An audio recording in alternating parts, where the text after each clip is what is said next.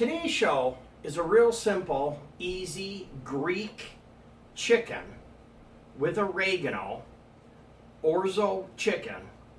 I have some red peppers and spinach and tomatoes. I'm going to use some red wine vinegar in the mix, as well as the big chicken breasts.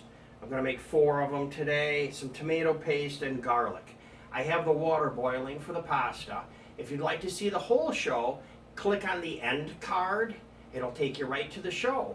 Also, the question of the day is, if you like tomatoes, hit the thumbs up button. We're taking a survey. If you like tomatoes, hit the thumbs up button right now. Also, don't forget to subscribe. If you'd like to see more of our shows, hit the bell and you will be reminded.